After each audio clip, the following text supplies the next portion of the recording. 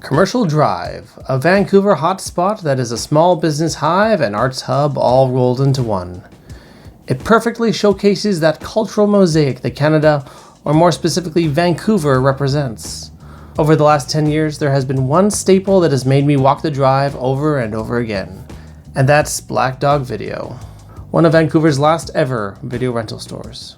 Originally opened in 1996 on Cambie Street, with the Commercial Drive location opening years later in 2005. For over a decade, there were the two spots, but the owner sold the Cambie location to a trusted manager who rebranded it as VideoCat several years ago.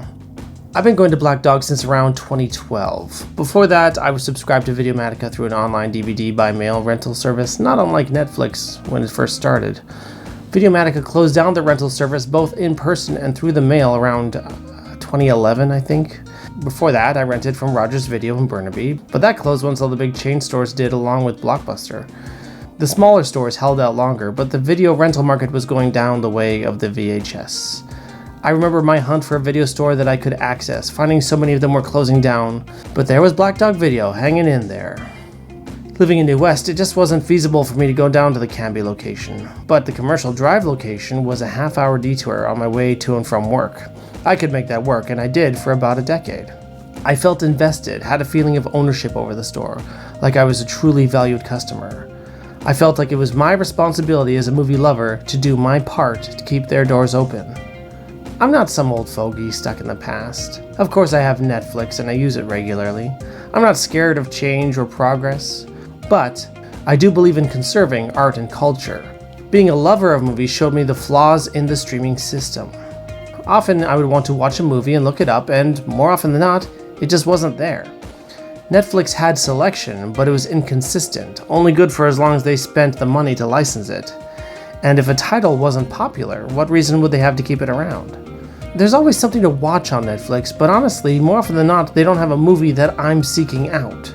Only once ever have I come to Black Dog Video looking for a movie and it not be in their collection. And that was the movie Critters. Come on, Black Dog, why no Critters? In the early days of this channel, Paul and I made a few videos where we reviewed movies that we picked on a whim at Black Dog. The idea was to capture what it was like in the old days when you just went to a video store and went by faith on a movie's cover. The first episode was a film called Frogs, a nature horror from the 1970s starring a mustacheless Sam Elliott. It was a fun time, and though our review was not overly favorable, with more time I began to appreciate the movie for its unintentional comedic value. I even bought myself a DVD copy for my own collection. The second film was one called The House by the Cemetery, and to be honest, I don't remember that much about it other than the opening shot was a pair of boobs. We didn't make any more episodes because they really got no traction, and I was too busy making other videos to keep it up. But we were a nothing channel, not even 100 subscribers, talking about cult movies, so it was no wonder that it didn't catch on. But I always intended to continue the series once our channel got a little bigger. The channel is finally starting to get big enough that doing the series again would make more sense, but now I guess if we wanted to do that, we'd have to hit up VideoCat. I came into the store 2 days before Black Dog started selling their stock. I wanted to capture that moment in time, the collection of films before my fellow movie lovers came in to add to their own personal collections. Taking this trip through the store and seeing these movies that I rented over the years that were soon to be rehomed was like seeing old friends to say a final farewell. Yes, it's sappy and it's sentimental, but it was actually an emotional experience. I'd love to watch all the movies, well, I mean, not all, but most, but we only have so many hours in our lives, right? Here we have the new releases, which is pretty self-explanatory. Every video shop has the new releases, and usually those go for just a few days rather than a week's rental. So I actually rarely ever went to the new releases because I lived a little too far to go to Black Dog more than once a week. But it was always kind of nice to see what they had and what I could rent down the road. So over here is the LGBTQ plus section, as well as the Canadian section right underneath it. Here's a good place to kind of get a slice of Canada and our little unique film culture that we have here. Our cinema is often overshadowed by American films, but here it was, a dedicated section for those who wanted to bring a piece of local culture home. This was the classics section over to the right here. I actually rarely ever rented the classics. I think I rented Invasion of the Body Snatchers, which was in that section. You know, the thing about classic film is that I like it, and I always intend to watch it, but it always ends up on the back burner. There's just so many movies I'm interested in, and it's really hard to go back that far. You know, I always appreciated that they had this huge selection of classic films in case anybody really wanted to dive really deep into old cinema. There's a lot of really valuable art in there.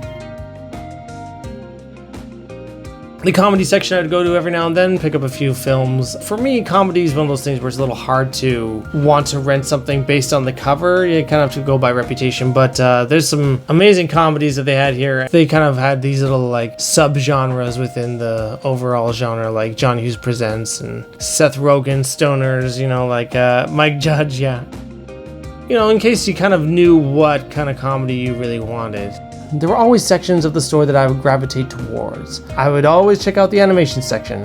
I've always loved animation, and their selection of films was great. I was always on the lookout for strange little artistic gems. Animated films are not just for kids, and their selection proved that. I loved A Town Called Panic, so much so that I bought the Blu-ray. It's one of the funniest movies I have ever seen. Loving Vincent is an artistic gem and a really unique visual experience. Wizards is a weird film that I felt had much more potential than it actually wound up being. I'd regularly go through there and pick up films like My Life as a Zucchini, Kirikou and the Sorceress, Ghost in the Shell and its sequel, and many, many others from around the world. For any anime fans, they had what looks to be the entire Studio Ghibli collection. I really enjoyed The Breadwinner. In retrospect, I wish I picked that one up. April and the Extraordinary World is a beautiful little flick. Grave of the Fireflies is so sad. Unbelievably sad. My Life as a Zucchini is another great flick. Triplets of Belleville is another one that I watched and I had to have in my collection. It's one of my favorite animated films. It's just so clever and so funny.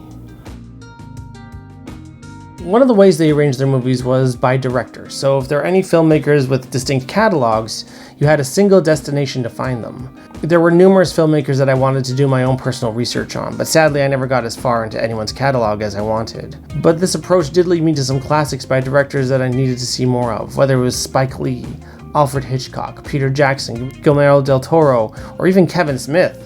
Smith would pop into the store every now and then when he was in town to look through it, and even generously signed his movies that they had in stock. Tusk is one of Kevin Smith's weirdest films, but honestly, I actually really like it.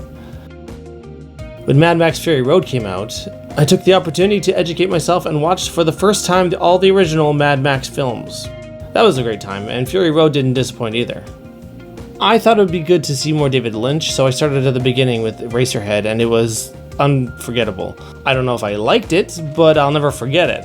I rented Go since I liked the soundtrack. I watched that one during the COVID lockdown. I watched Do the Right Thing by Spike Lee ages ago. I just remember watching it late night with my brother. He didn't like it, but I appreciated the message of what he was trying to say about racial tension in New York.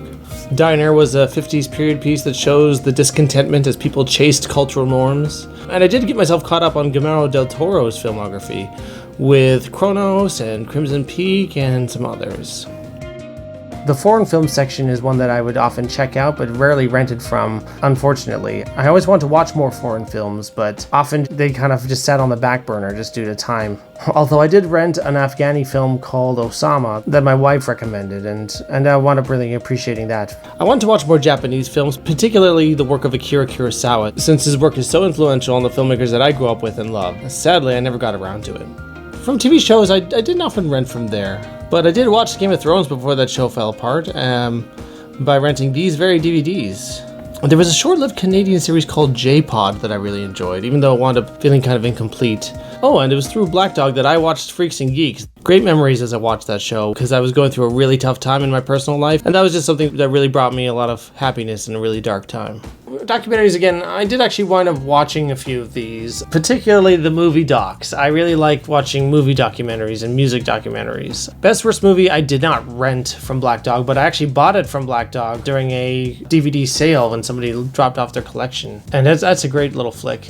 And Not Quite Hollywood is all about the Ausploitation genre. Yeah, basically the Australian film industry and how it kind of compares to the US film industry, which kind of, again, just like Canadian film, overshadows it. Oh, and Rewind This, a good doc about VHS. These little gems are music video collections from great directors like Anton Corbijn, Spike Jonze, Michel Gondry. Those music video collections are a great display of how a director fares in a different medium. Often I find they thrive in the more loose, visually artistic field of the music video. These are the staff picks. I actually rarely rented anything from there, but some of these are good flicks. Ink is a really interesting little low-budget flick. Very ambitious for its minuscule budget. Most frequented, if you know me, was the science fiction section. I love sci-fi, and here were many classics that I knew of, but I hadn't seen. I didn't like every single one I watched. Regardless, seeing them was important to me. Omega Man was a disappointment, but I liked both versions of Invasion of the Body Snatchers. Hey, there's Frogs, of course, which we rented for our video. I got to discover cult favorites like Primer, They Live, Cube, and even DEFCON 4. Samurai Cop is hilarious. THX 1138, love it. I did rent that. If you ever want to see an underappreciated George Lucas flick, there you go. Hackers was actually one of the last films that I rented from Black Dog. Let me tell you, it did not disappoint. Equinox, also a really interesting technical showcase for an older flick. And of course, you get really into the mainstream stuff near the bottom, a lot of the superhero films, which we've all seen, and the Star Wars and Star Trek films, which we've all seen. Not that there's anything wrong with that. And this is the thrills section, starting off with the James Bond movies. Here what I really like is that you can kind of go by actor. So Nick Cage, Clint Eastwood, Rambo, Rocky, Keanu, Statham, Van Damme. If you know your favorite action star, during the 80s when that was kind of how you sold a movie, there you go, you knew where to look. The horror section is one that I visited every Halloween. I didn't grow up in a home that embraced horror movies, so I knew most of them by reputation, but hadn't seen many of these classic horrors. So every Halloween I took it upon myself to catch up on a few. Through Black Dog I saw for the first time Friday the 13th, Texas Chainsaw Massacre, Nightmare on Elm Street, and many more. Just this most recent Halloween I saw Reanimated for the first time, which was a delight, and I saw Child's Play, first the remake by accident, and then when they found out I rented the wrong movie, they let me rent the original for free. This was the typical customer service experience at Black Dog. They were people who behaved like people, who could be talked to and cut you a deal because they valued your time and loyalty as a customer. And they often sliced my late fees in half just because, so I really appreciated that. Then you can kind of look by filmmaker, so the really big horror filmmakers are all cataloged right there. I caught up on all of Romero's Living Dead series, whose influence cannot be overstated. And now this is sort of like the B-movie section, the so bad is good, although I don't know if the Garbage Pail Kids can be argued that it's so bad is good or if it's just bad. Since around 2005, I've been hosting B-movie nights with friends, roasting bad movies, and finding some gems along the way. Since coming to Black Dog, they've supplied me with some of my B films. Xanadu, The Room, and Jim Cotta come to mind. Jim Cotta is the winner of the bunch, by the way. The Room, in all honesty, is not a great B-movie. It's just a slog. Night of the Lepus and Birdemic are actually ones I bought and didn't rent, but I'm glad they're here. And Miami Connection is an amazing B film if you want to see a film where every choice is made with optimum imperfection. They have some raunchy movies here, nunsploitation, reggae-sploitation, blaxploitation, a little something for everybody. A lot of Mystery Science Theater 3000 if you ever want to see some of those. In the center of the store, they had films out on display as recommendations. Well, this one here is a bit raunchy, but there was often good stuff in the Feed Your Brain section. Nomadland looks like a great film, and I'd love to go see that one. These sections were just great for finding some outside-the-box choices. Around Christmas time, they started bringing out the holiday movies, which gave me a chance to watch some out-of-the-box holiday films. I mean, we've all seen Home Alone and Christmas Vacation, and there's nothing wrong with those movies, but I just wanted something that was different. The two movies that I rented that really stuck out to me were Black Christmas, based off a staff member's strong recommendation, which I loved, and Rare Exports: A Christmas Tale, which is so outrageous, how could you not love it? And that's just from browsing the store and talking to people, seeing what they've got, and investing the experience of watching the movie. I've rented countless other films over my years there, and I've probably forgotten loads of them, but others will forever be with me. Seeing Black Dog Video go out of business feels like a legitimate loss to Vancouver and its cinema culture that I've not felt since the Ridge Theatre went out of business around 10 years ago.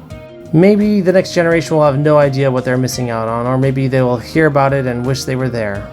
Life will go on, cinema will live on, but there was something special on those shelves of Black Dog that was greater than the sum of its parts. And Commercial Drive will never be the same to me.